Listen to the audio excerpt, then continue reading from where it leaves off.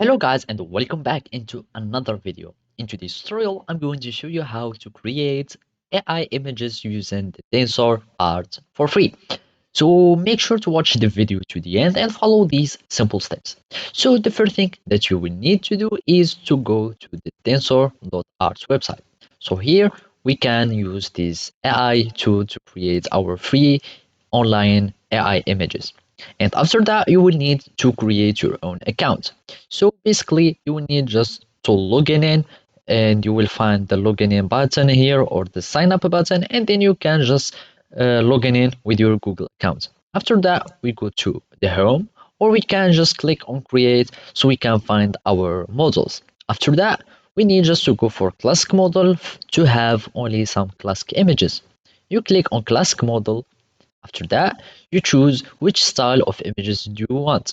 Either a realistic image, for example, if you want to create some kind of models or anything influencer, you want some anime character, something like that. For example, let's choose it, and then we will need just to start our prompting. Here, you can just do any prompting that you like. This is the prompting that I used for this, but I used another model.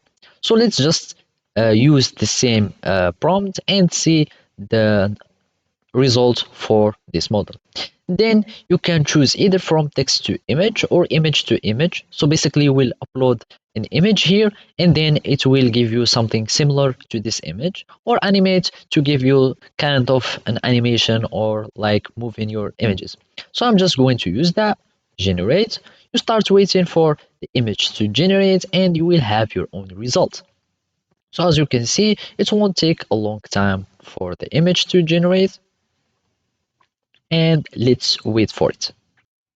So basically, this is our own result using this AI or this using this model. And as you can see, even if we had like the same prompt in the same sentence or the prompt here, we got like different results just by differentiating or using different models for our images.